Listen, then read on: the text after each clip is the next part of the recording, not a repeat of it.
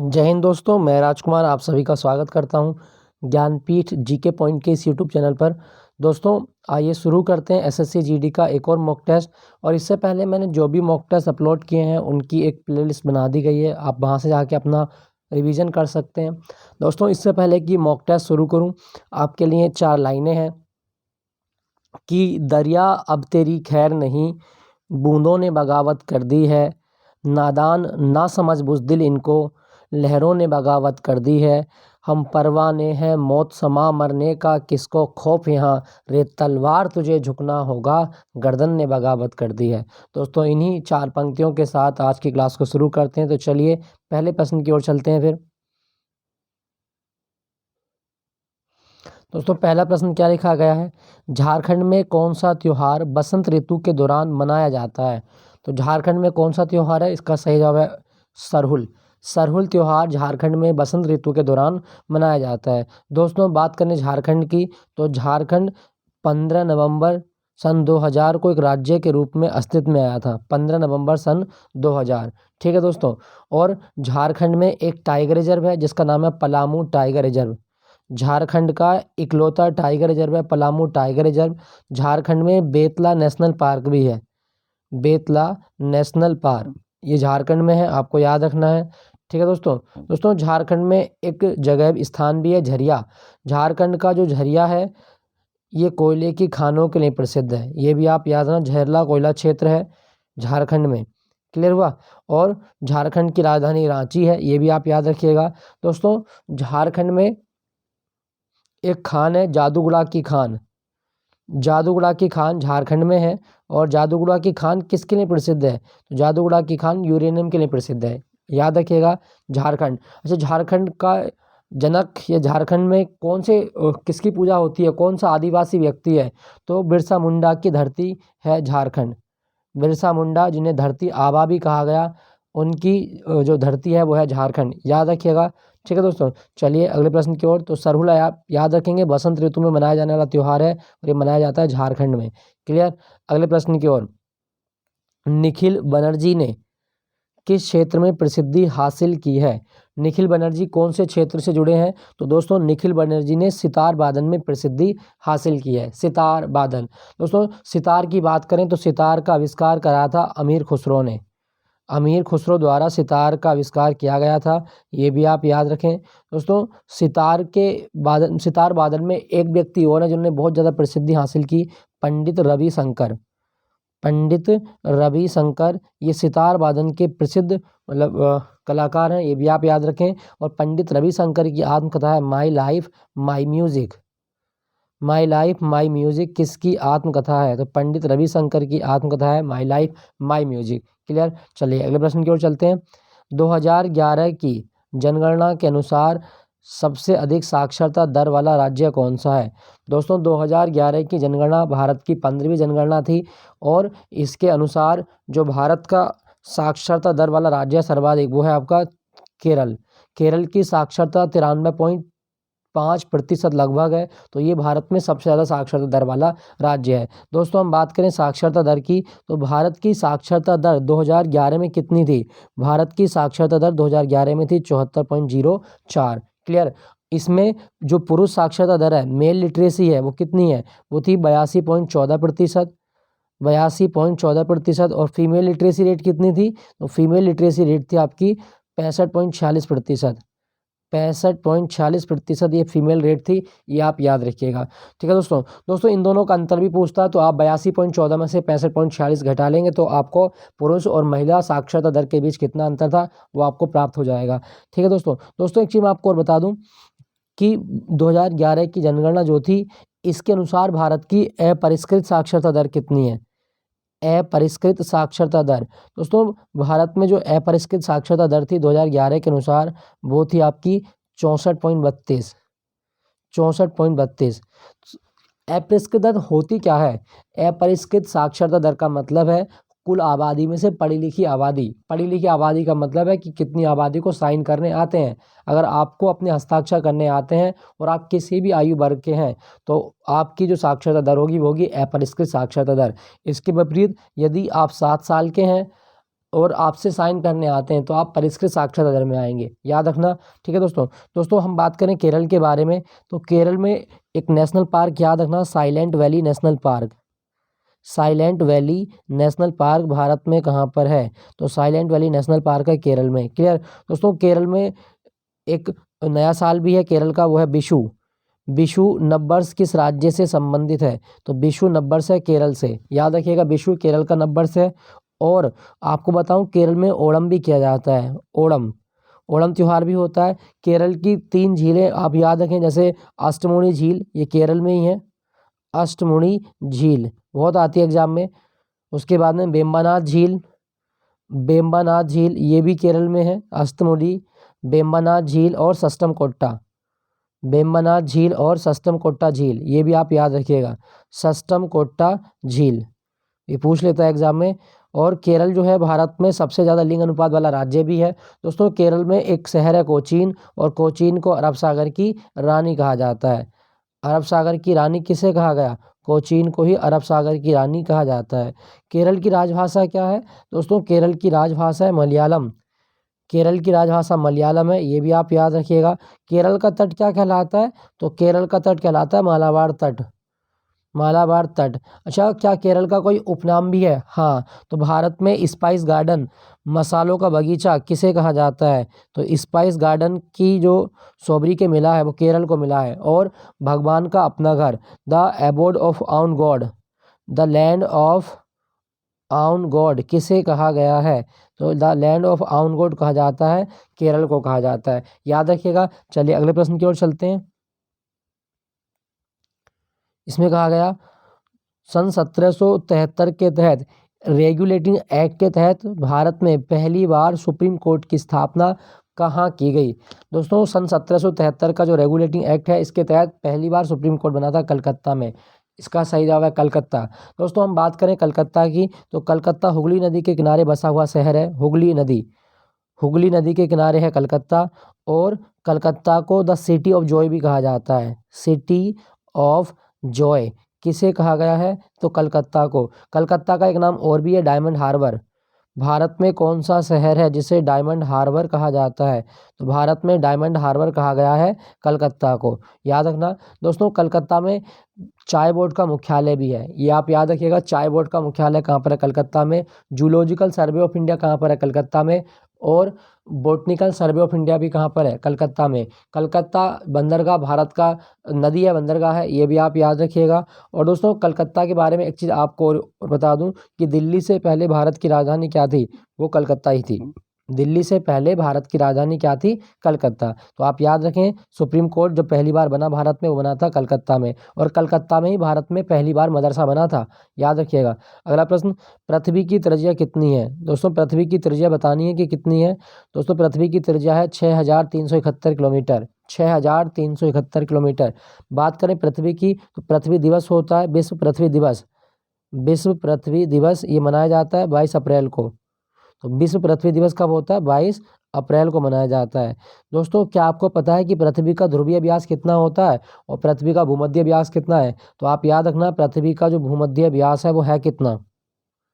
भूमध्य व्यास, equator diameter कितना है? तो 12,756, 12,756 किलोमीटर ये पृथ्वी का भूमध्य व्यास है, याद रखना।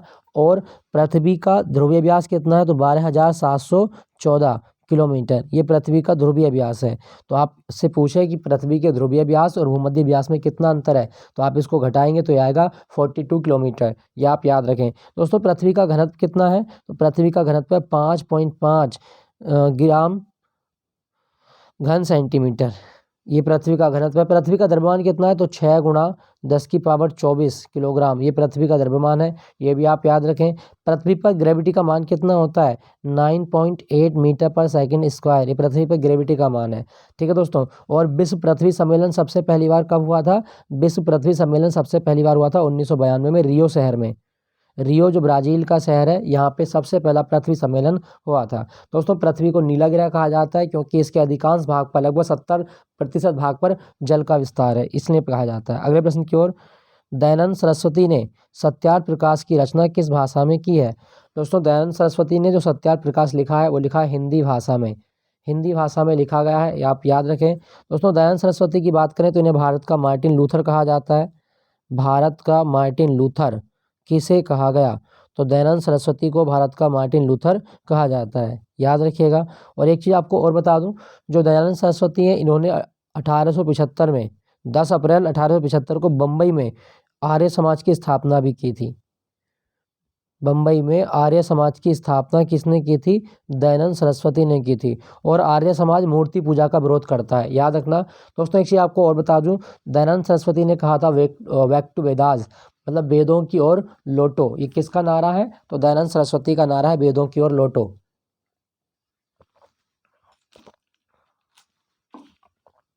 और दोस्तों दयानंद सरस्वती के बारे में एक चीज़ और याद रखना, इनका जो वास्तविक नाम है वो है मूल शंकर।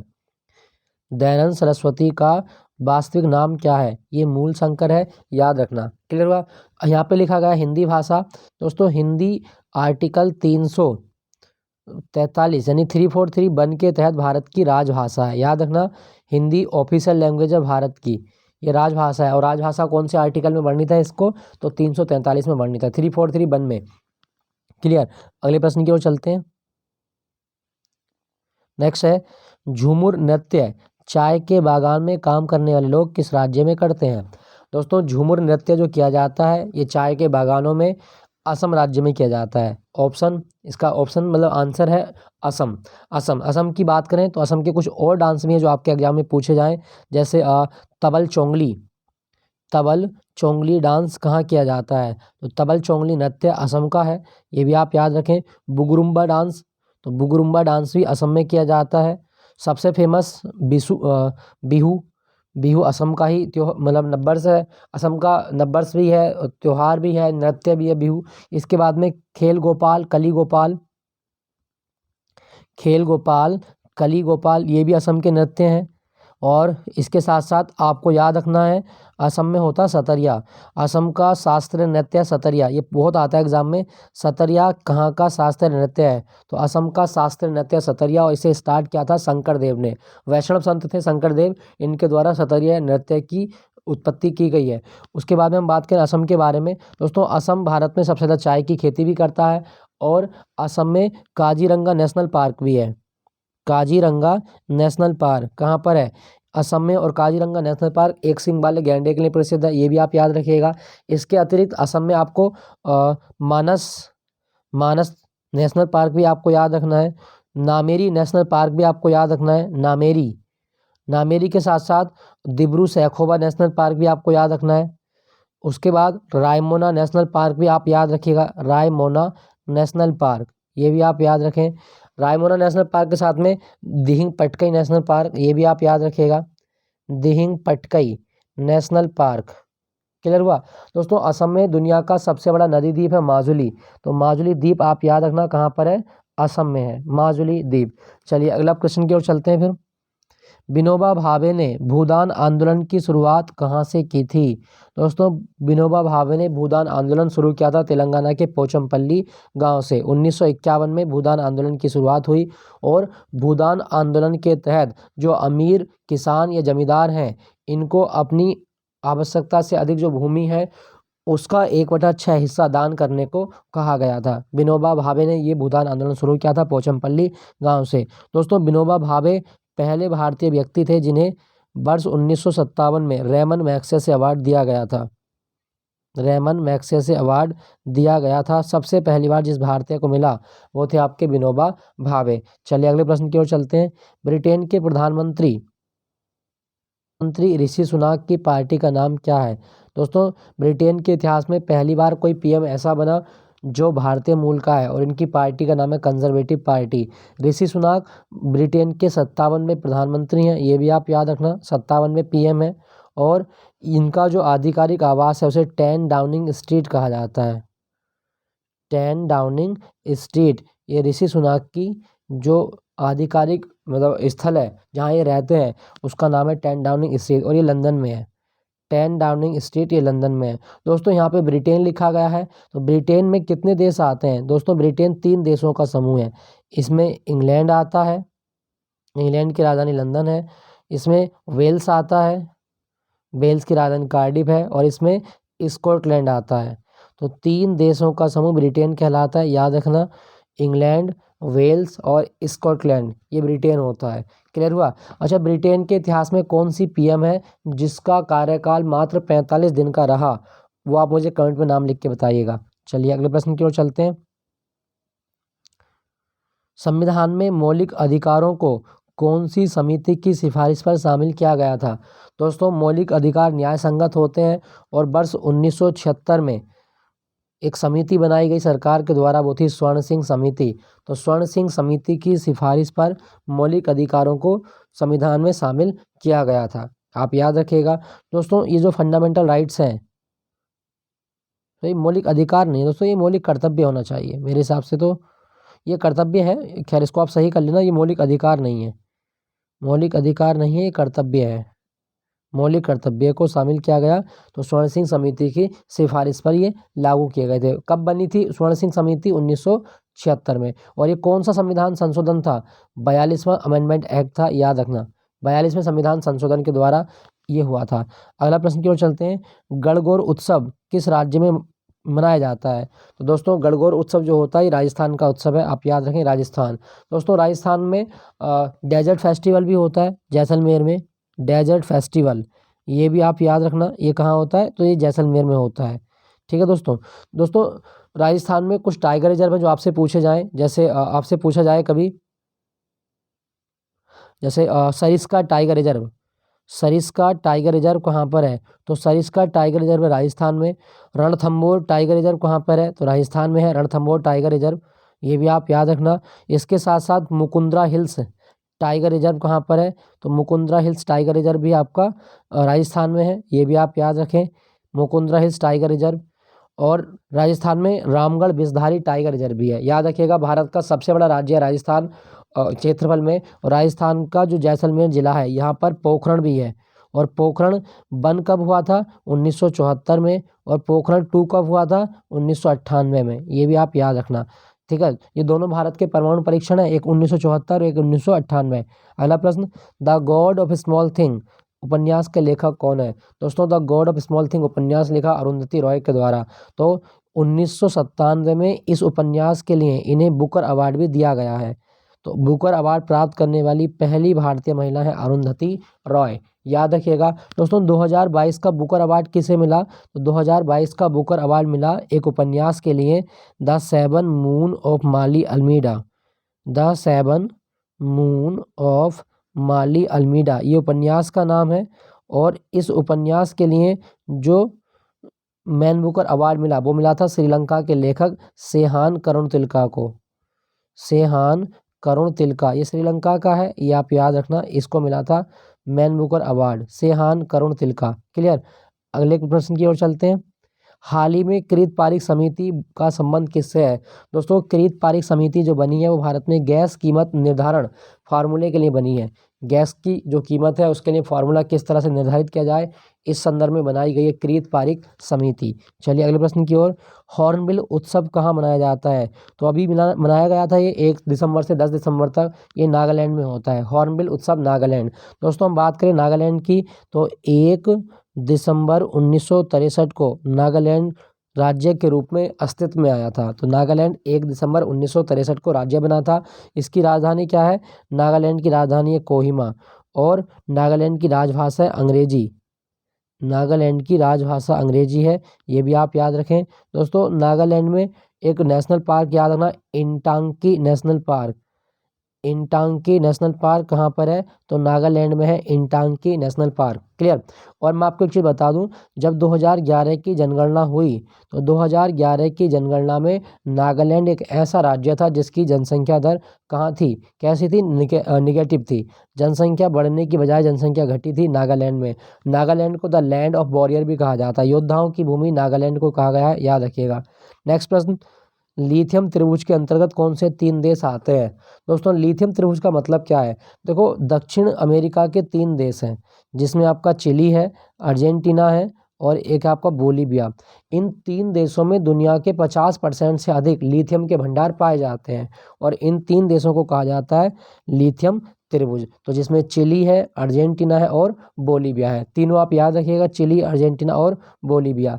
नेक्स्ट प्रश्न, उंगालिल ओरुवन, उंगालिल ओरुवन किसकी आत्मकथा है? दोस्तों उंगालिल ओरुवन जो आत्मकथा है वो है M.K. स्टालिन की।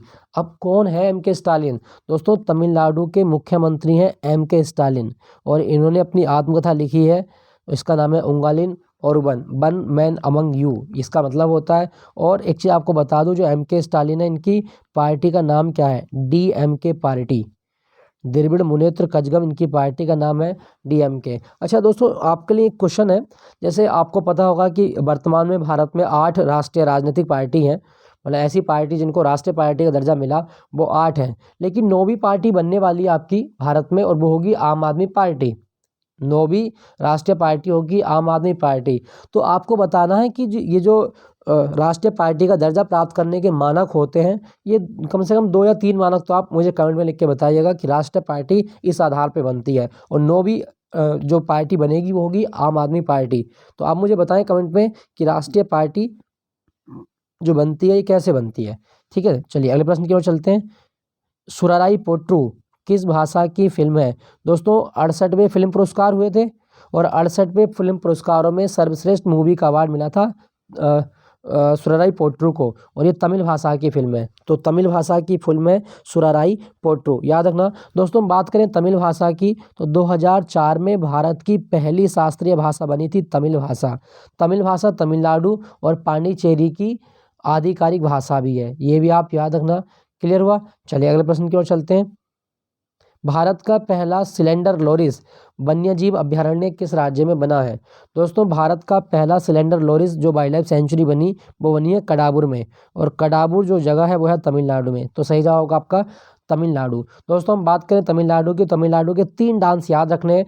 एक आपको याद रखना है कुम्मी, कुम्मी नृत्य किस राज्य में किया जाता है? तमिलनाडु। उसके बाद में करगम, करगम नृत्य कहाँ पे किया जाता है? तो तमिलनाडु में किया जाता है। भरतनाट्यम, भरतनाट्यम जो है ये किस राज्य का है? तो भरतनाट्यम तमिलनाडु का है। क्लियर हुआ? और आपको बता दूं तमिलनाडु की एक मार्शल आर्ट है सिलंबम, सिलंबम जो मार्शल आर्ट है वो किस राज्य की है? दोस्तों तमिलनाडु की मार्शल आर्ट है सिलंबम, ये भी आप याद रखना। और तमिलनाडु में मन्नार की खाड़ी नेशनल पार्क भी है, जहाँ पे भारत का पहला डुगोंग रिजर्व भी बना है। क्लियर हुआ? और तमिलनाडु का जो तट है ये दक्षिण भारत है, और तमिलनाडु का तट है आपका ये वाला जो तट है वो आपका तमिलनाडु का तट है, ये वाला। तो इसको हम क्या बोलते हैं? कोरोमंडल तट। तमिलनाडु का तट कोरोमंडल तट कहलाता है, याद रखिएगा, इंपॉर्टेंट है। ठीक है दोस्तों, तमिलनाडु की राजधानी चेन्नई है, और चेन्नई को भारत का डेट्रॉइट कहा जाता है। नेक्स्ट प्रश्न की ओर चलते हैं। ये तो हो गया सिलेंडर लोरिस, ये है दोस्तों, ये आप जानवर देख रहे होंगे, यही है आपका सिलेंडर लोरिस, ये जो आप देख रहे होंगे। इसको बचाने के लिए भारत की पहली वाइल्ड लाइफ सेंचुरी बनी है तमिलनाडु में। क्या आपको पता है कि भारत में वाइल्ड लाइफ प्रोटेक्शन एक्ट कब आया था? वन्यजीव संरक्षण अधिनियम 1972 में वन्यजीव संरक्षण अधिनियम की शुरुआत हुई थी, याद रखना। अच्छा आपको कुछ अधिनियम बता देता हूँ, जैसे आपसे पूछे पर्यावरण संरक्षण अधिनियम भारत में कब आया? भारत में पर्यावरण संरक्षण अधिनियम कब आया था? दोस्तों भारत में पर्यावरण संरक्षण अधिनियम लाया गया था 1986 में, याद रखना। और वन्यजीव संरक्षण अधिनियम 1972। प्रोजेक्ट टाइगर की शुरुआत कब हुई थी? प्रोजेक्ट टाइगर की शुरुआत कब हुई? 1973 में हुई थी, ये भी आप याद रखना। Project tiger 1973। अच्छा प्रोजेक्ट हाथी कब आया था? तो प्रोजेक्ट हाथी आया था 1992 में। प्रोजेक्ट हाथी की शुरुआत हुई थी 1992, ये आप याद रखना। चलिए एक क्वेश्चन आपके लिए बताना है कि प्रोजेक्ट रेड पांडा ये कब आया था? तो प्रोजेक्ट रेड पांडा की शुरुआत 1994 में हुई या 95 में हुई, ये आपको बताना है। चलिए यहाँ पे ये देख रहे होंगे आप, ये त्रिभुज, ये चिली है, ये नीचे अर्जेंटीना है, और ऊपर बोलीविया है। ये आपका जो गोल्डन वो था ट्रायंगल था, लिथियम ट्रायंगल, उसके 3 देश हैं। देखिए ये बोलीविया है, ये चिली है, और नीचे इसके अर्जेंटीना है। चलिए अगले प्रश्न की ओर चलते हैं। दोस्तों कुछ फैक्चुअल क्वेश्चन और हैं आपके लिए, और ये भी आपको मतलब एक बार रट लेने हैं। जैसे आपसे पूछा जाए भारत स्थित है, तो भारत उत्तरी अक्षांश एवं पूर्वी देशांतर के बीच स्थित है, आप याद रखिएगा। उत्तरी अक्षांश और पूर्वी देशांतर के बीच स्थित है भारत। उसके बाद में देखें क्षेत्रफल की दृष्टि से भारत का भारत का संपूर्ण क्षेत्रफल विश्व का कुल कितना प्रतिशत है? दोस्तों भारत का क्षेत्रफल है 2,32,000 2,32,000 नहीं, ये मैं भूल रहा हूँ, अभी बताता हूँ, चलो याद आएगा। तो भारत का क्षेत्रफल विश्व के संपूर्ण क्षेत्रफल का कितना है? 2.42। उसके बाद में आपका भारत की उत्तर से दक्षिण, ये भारत है और इसकी उत्तर से दक्षिण का विस्तार, यानी कि उत्तर से दक्षिण ये लंबाई कितनी है? वो है 3,214 किलोमीटर। उसके बाद में पूरब से पश्चिम, जो पूरब से पश्चिम का विस्तार है, ये पूरब है और ये पश्चिम है, इधर को लेफ्ट में पश्चिम है।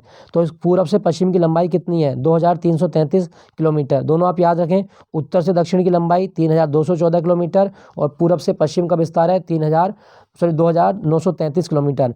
अगला है आपका, भारत की जलीय सीमा कितने देशों के साथ लगती है? दोस्तों भारत की जलीय सीमा या समुद्री सीमा 7 देशों के साथ लगती है। इंपॉर्टेंट है दोस्तों, मैं आपको बताऊं, भारत में मुख्य भूमि की जलीय सीमा, ये प्रायद्वीपीय भारत है ये वाला पूरा, और इसकी लंबाई कितनी है? यह 6100 किलोमीटर।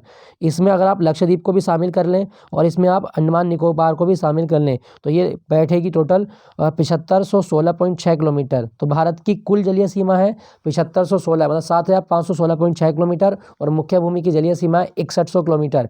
नेक्स्ट प्रश्न, भारत की जल सीमा एवं थल सीमा, भारत की जल एवं थल सीमा से लगे देशों की संख्या कितनी है? वो है आपकी 3, बांग्लादेश, म्यांमार और पाकिस्तान। इनसे भारत की जलीय सीमा भी लगती है और इनसे भारत की थलीय सीमा भी लगती है। और सबसे ज़्यादा सीमा भारत जो लगाता है वो बांग्लादेश के साथ शेयर करता है, याद रखना। भारत एवं पाकिस्तान की मध्य रेखा है दोस्तों, भारत और पाकिस्तान के मध्य जो रेखा है उसका नाम है रेड क्लिफ रेखा, और रेड क्लिफ रेखा का निर्धारण कब हुआ था? 1947 में, वेरी इंपॉर्टेंट। उसके बाद में आपका भारत एवं चीन के मध्य मैकमोहन रेखा, ये 1914 में निर्धारित हुई थी। तो भारत और चीन के बीच सीमा का निर्धारण करती है मैकमोहन रेखा। दोस्तों अभी एक जगह है आपकी तवांग, तवांग जगह कहाँ पर है? जहाँ पर अभी आज ही, जिसको मैं ये जो क्लास रिकॉर्ड कर रहा हूँ, मैंने रात न्यूज़ देखी थी, तो उसमें जो चाइना के सैनिक हैं और जो इंडिया के सैनिक हैं उनमें बहुत ज़्यादा मतलब हाथापाई हुई है, बहुत बड़े स्तर पर लड़ाई हुई है उनमें, हाथापाई में। तो आपको बताना तवांग जगह कहाँ पर है। तवांग एक बौद्ध मठ भी है भारत के अंदर। तो अगला देखें, भारत एवं पाकिस्तान के मध्य कौन सी रेखा है? दोस्तों अभी जो है ये रेखा डूरंड रेखा है, और ये अभी जो है पाकिस्तान और अफगानिस्तान के बीच में है, लेकिन कभी पाकिस्तान भारत का हिस्सा था। तो ये रेखा 1896 में निर्धारित की गई थी और इसका नाम है डूरंड रेखा। भारत और अफगानिस्तान के बीच, दुनिया में सबसे ज़्यादा अफीम अफगानिस्तान में होती है। अगला प्रश्न, भारतीय मानक समय रेखा कितने राज्यों से गुजरती है? दोस्तों भारतीय मानक समय रेखा 5 राज्यों से गुजरती है, उत्तर प्रदेश, मध्य प्रदेश, छत्तीसगढ़, उड़ीसा और झारखंड। दीज आर 5 स्टेट, आप याद रखना। और भारत का मानक समय 82.5 डिग्री पूर्वी देशांतर पर लिया गया है। 82.5 डिग्री पूर्वी देशांतर पर आधारित है भारत का मानक समय, और ये ग्रीनविच से 5 घंटे 30 मिनट आगे है। ग्रीनविच जीएमटी से 5 घंटे 30 मिनट आगे चलता है। नेक्स्ट प्रश्न, कर्क रेखा भारत के कितने राज्यों से गुजरती है? तो दोस्तों कर्क रेखा 8 राज्यों से गुजरती है, जिसमें राजस्थान, गुजरात, मध्य प्रदेश, छत्तीसगढ़, झारखंड, पश्चिम बंगाल, त्रिपुरा और मिजोरम है। कर्क रेखा को कौन सी नदी 2 बार काटती है? तो माही नदी कर्क रेखा को 2 बार काटती है, याद रखिएगा। नेक्स्ट प्रश्न है, भारतीय उपमहाद्वीप में शामिल देशों की संख्या कितनी है? दोस्तों भारतीय उपमहाद्वीप में शामिल देश हैं 5, भारत, पाकिस्तान, नेपाल, भूटान और बांग्लादेश। ये आप याद रखें। भूटान का राष्ट्रीय खेल है तीरंदाजी, और पाकिस्तान का राष्ट्रीय खेल है आपका हॉकी, बांग्लादेश का राष्ट्रीय खेल है कबड्डी, नेपाल का राष्ट्रीय खेल है वॉलीबॉल, और भारत का कोई भी राष्ट्रीय खेल नहीं है, याद रखना। नेक्स्ट प्रश्न है, असम एवं अरुणाचल की सीमा पर कौन सी नदी बहती है? संकोश नदी असम और अरुणाचल की सीमा बनाती है, संकोश नदी। भारत और नेपाल के मध्य सीमा बनाती है काली नदी। नेपाल की राजधानी क्या है? काठमांडू, और काठमांडू में सार्क का मुख्यालय भी है, आप याद रखना। सार्क का मुख्यालय कहाँ पर है? काठमांडू में है, याद रखें। नेपाल का राष्ट्रीय पशु गाय है। नेक्स्ट प्रश्न, भारत एवं म्यांमार को कौन सी पहाड़ी अलग करती है? पटकाई की पहाड़ी।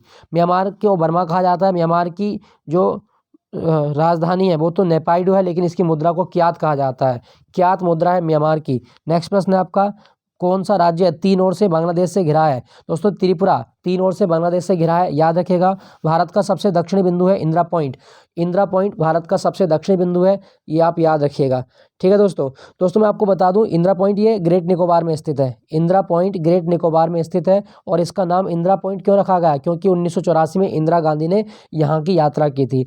दोस्तों बांग्लादेश के बारे में एक बिंदु आप याद रखिएगा, ये जो बांग्लादेश लिखा गया है, भारत के संविधान में 100वां संविधान संशोधन अधिनियम हुआ था 2015 में, और इसके द्वारा भारत और बांग्लादेश के बीच जो भी द्वीपों के विवाद थे भारत और द्वीपों के विवाद निपटाए गए थे। तो कभी क्वेश्चन आए कि भारत और बांग्लादेश के बीच द्वीपीय विवादों को निपटाने के लिए कौन सा संविधान संशोधन संविधान में किया गया? 100वां संविधान संशोधन 2015। तो दोस्तों ये था आज का SSC GD special mock test. I hope आपको पसंद आया होगा। पसंद आया हो तो आपको दोस्तों के साथ में शेयर करना है इसको, और वीडियो को लाइक जरूर करें। और आपसे एक रिक्वेस्ट है, चैनल को सब्सक्राइब जरूर कर लीजिएगा। मेरे साथ बने रहें। मिलता हूँ नेक्स्ट मॉक टेस्ट के साथ। तब तक के लिए जय Hind. Thank you for watching Jnanpith GK point.